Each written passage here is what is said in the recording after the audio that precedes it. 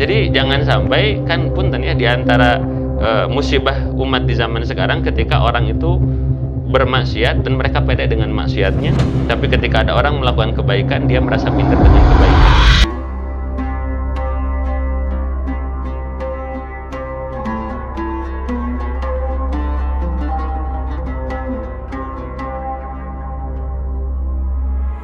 Assalamualaikum warahmatullahi wabarakatuh. Waalaikumsalam warahmatullahi wabarakatuh. Subhanallah walhamdulillah wala ilaha illallah, Allahu akbar. Sahabat-sahabat, gimana kabarnya pada hari ini? Alhamdulillah, luar biasa, Allahu akbar. Mudah-mudahan Allah subhanahu wa ta'ala melimpahkan kesehatan dan juga kebahagiaan kepada kita semua. Amin ya Allah ya Rabbal alamin. Sahabat-sahabat, senang sekali kita bertemu kembali dalam kegiatan kita, dalam acara kita Tanya Ustadz. Dan tentunya nih sahabat-sahabat pasti udah menunggu nih ya untuk kiat-kiatnya dan juga untuk tipsnya ya. Dan tentunya sama siapa lagi sih narasumber kita?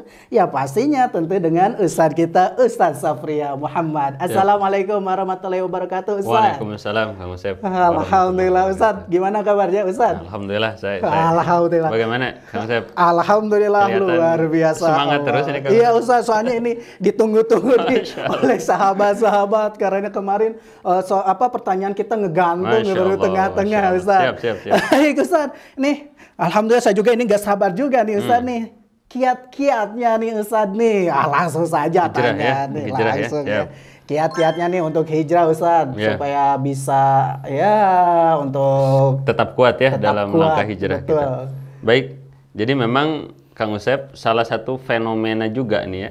Ada hamba Allah mungkin dari sisi kalangan orang-orang terkenal juga kadang ada orang yang memang punten ya awalnya bergelimang maksiat gitu kan, dugem dan lain sebagainya, lalu dengan mudah itu menjadi sosok pemuda hijrah dan dengan mudah kembali lagi kepada gemerlap mereka di zaman dulunya. Nah itu ketika kami lihat itu diantara asbabnya itu adalah niatnya. Jadi ketika ada seseorang dia itu berhijrah karena sosok seorang perempuan atau perempuan berhijrah karena sosok seorang laki-laki misalnya gitu kan, karena ada seseorang gitu kan ingin menikahi seorang akhwat, kemudian dia itu berhijrah dari mulai pakaian, cara bicaranya pun yang asalnya gitu kan lu gue gitu kan sotoy dan lain menjadi apa, ana antum akhi masya Allah subhanallah, waduh mararantap. Tapi punten ketika melakukan itu gara-gara seorang akhwat. Nah, maka nanti konsekuensi resiko beratnya apa? Ketika akhwat itu mengecewakan kita. Nah, maka nanti hijrah kita juga akan hilang. Mengikuti hilangnya rasa cinta kita terhadap akhwat itu.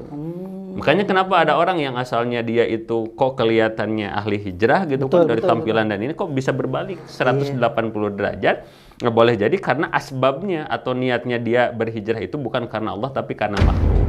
Nah, maka ini yang kemarin juga saya sampaikan, harus ditanyakan kepada diri kita kenapa kita harus berhijrah.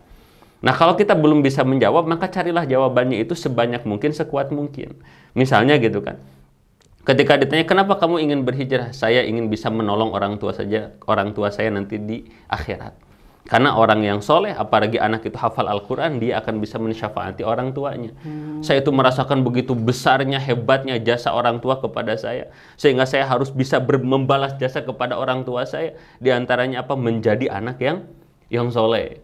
Atau misalnya yang kedua, saya akan menikah. Tapi niatnya bukan karena akhwat itu, karena Allah. Saya akan menjadi seorang suami dan tugas berat seorang suami adalah ku anfusakum wa ahlikum naro. Bagaimana saya bisa menjaga anak dan istri saya dari neraka kalau saya sendiri tidak bisa menjaga diri saya? Makin kuat, makin hebat alasannya, makin kuat dia berhijrahnya.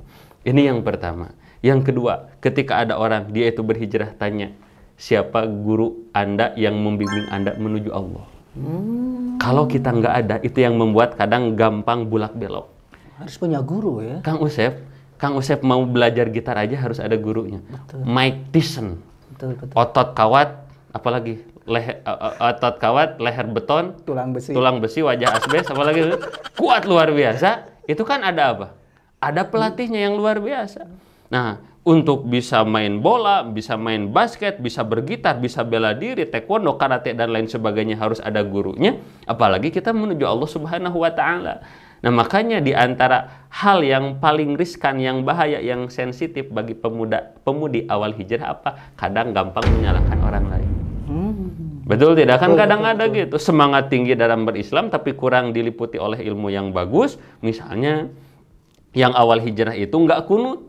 Lalu melihat temannya kunut, wah apa ini kunut? Betul. Bid'ah, wah, neraka. Apa ini tahlilan? Apa ini muludan? Gitu. Dan sebaliknya, saling menghina, saling menghina. Padahal kalau ada orang, dia itu berhijrah, kemudian dibimbing guru, nanti statementnya juga enak. Oh, kamu kunut ya? Iya, saya emang nggak kunut. Nggak apa-apa ya, saya nggak kunut, kamu kunut, semoga saya dengan nggak kunutnya masuk surga, semoga kamu dengan kunutnya masuk surga. Jadi yang nggak kunut sama yang kunut bareng-bareng ketemu di surga. Kan enak ya Kang Usep? Nggak main jubra, main judgement, main menyalahkan. Betul. Itu disebabkan karena apa? Karena kurangnya ilmu. Nah, maka yang pertama, kuatkan niatnya. Yang kedua, miliki gurunya. Yang ketiga, perbanyak teman-teman yang satu frekuensi. Betul. Karena Kang Usep, kalau Kang Usep ke Allah sendirian, itu berat luar biasa. Setuju. Kita lagi males ngaji, ada yang ngetrok pintu, ayo ngaji. Ada yang nelpon, ada yang nge-WhatsApp gitu kan. Nah, jadi ada yang mengingatkan kita. Nah, maka agar kita kuat dalam hijrah kita, kuatkan niatnya. Kenapa saya berhijrah? Cari gurunya dan perbanyak teman yang satu frekuensi. Maka insya Allah hijrahnya akan lebih kuat kan Ustaz. Gitu. Masya Allah. Tapi ada kan Ustaz yang dalam hadis juga gitu kan. Yang dimana yang seorang hafiz ya, ketika mau menyerang istana, nah di sana gitu kan ada seorang wanita. Ustaz mungkin tahu ya gitu. Ustaz pengen diceritakan Ustaz nih buat sahabat-sahabat gitu kan. Jadi jangan sampai yang tadi yang baru aja hijrah udah mulai ngejudgment ini aja gitu kan, yang waktu dalam hadis gitu kan. Sejarah dulu gitu mereka penghafal Quran bisa juga gitu kan. Mungkin Ustaz. Iya, betul. Jadi betul Kang Usep. Jadi jangan sampai kita itu baru juga pertama hijrah langsung kepedean. Betul. Wah, bahwa inilah ahli surga. Wah, ini di saya ada sertifikat surga gitu misalnya, seperti itu nggak boleh. Jadi tetap harus ada kewaspadaan. Kenapa seorang hafidhul Quran yang dia itu terkenal dengan kesolehannya bisa menggadaikan keislamannya? Gara-gara apa? Gara-gara virus merah jambu. Wah, merah jambu. Jadi love is blind apa gitu ya. Cinta itu adalah buta teh, itu teramalkan di sana.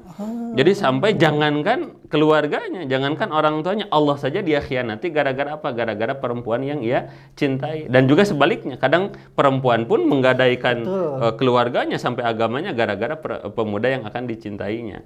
Nah, maka berhati-hatilah, tetap waspada, cari ilmunya, cari gurunya, cari teman-temannya, karena nanti teman-teman kita yang akan membentengi kita. Nanti enaknya punya teman soleh tuh gitu. Misalnya kita update-updatean status yang nggak bener gitu kan, atau video-video atau main tak-tak gitu kan. Ini misalnya ada yang nggak syar'i, nanti teman-teman kita akan ngejapri biasanya. Mas, itu kenapa update kayak gitu? Ini nggak baik loh, ini keterangannya, ini kata guru kita. Oh, astagfirullahaladzim. Kan ada orang yang justru ketika dia melakukan kemaksiatan malah ada sebaliknya, malah dikompor-komporin. Kan ada orang misalnya, mohon maaf ya, dia itu berhijrah tapi belum bisa meninggalkan pacaran. Betul. Jadi pacarannya itu, dia itu berjalannya jaraknya 2 km, 2 meter gitu kan. Nggak berani tuh bersentuhan tangan gitu, dah saya mah ini pacaran syar'i misalnya gitu kan. Kalau teman-temannya yang soleh, dia akan memberikan nasihat. Udahlah, jangan main pacaran-pacaran, nikah aja.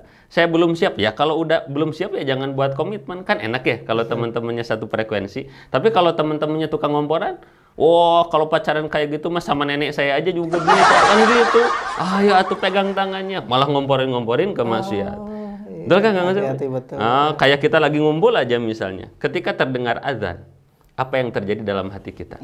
Kalau ketika kita berkumpul dengan teman-teman kita, lalu terdengar azan, dan kita merasa pede, merasa enak, merasa nyaman untuk langsung sholat, berarti ciri teman-temannya soleh. Tapi kan kadang ada orang yang ketika lagi ngumpul, nongkrong sama teman-temannya, azan di awal waktu, azan itu kan, pas kita mau sholat sama malu gitu. Kenapa? Karena teman-teman kita tara sholat. Oh iya, malu kalau saya mau sholat. Takut tadi Ustaz, takut dicap soalim. Soalim, soleh. Padahal kita tinggal jawab. Sok alim lu daripada sok bodoh. Sok soleh lu daripada sok salah kan gitu. Jual mahal lu daripada jual murah. Kan sebetulnya mah bisa ya menjawab tuh, tapi karena yang kitanya udah kena mental itu. Udah kena mental. Jadi jangan sampai, kan punten ya, di antara musibah umat di zaman sekarang ketika orang itu bermaksiat dan mereka pede dengan maksiatnya, tapi ketika ada orang melakukan kebaikan, dia merasa minder dengan kebaikannya. Contoh ketika kita berjalan di mall gitu kan, di pusat-pusat hiburan, banyak orang yang memperlihatkan auratnya dan mereka merasa bangga. Tapi kadang kita memperlihatkan identitas keislaman kita, kita merasa malu. Betul, betul. Padahal musibah besar itu adalah ketika apa? Ketika sudah banyak orang-orang baik yang diam. Bagaimana nanti generasi kita, generasi di bawah kita, anak-anak kita yang ketika bermain lebih banyak melihat, oh cara berpakaiannya seperti ini ya, oh cara punten ya joget-jogetnya seperti ini. Kenapa yang dilihat itu banyak yang seperti itunya, banyak yang negatifnya? Kenapa? Karena orang-orang baiknya diem gitu, nggak mau upload, nggak mau memperlihatkan diri. Nah, maka tugas-tugas bagi para pemuda hijrah itu diantaranya itu, kita ramaikan media sosial dengan kebaikan, kita ramaikan jagat alam maya ini dengan hal-hal yang positif. Baik, alhamdulillahirobbilalamin. Ustadz, masya Allah, luar biasa sekali Ustadz. Aduh ya Allah, masih kurang juga nih Ustadz ya. Udah 2 statement, tapi masih ada lagi yang ganjal gitu kan. Dan tentunya sahabat-sahabat, jangan lupa ya, nanti kita ada statement yang ketiga ya Ustadz ya. Izin Ustadz ya. Kita akan menampilkan kembali untuk statement ketiga, yaitu doa-doanya juga nih, dari doa itu sendiri. Dan juga alhamdulillah terima kasih sahabat-sahabat yang telah menyaksikan acara kami Tanya Ustadz ya, bersama saya bersama Ustadz Safriya Muhammad, pamit undur diri. Wassalamualaikum warahmatullahi wabarakatuh. Waalaikumsalam warahmatullahi wabarakatuh.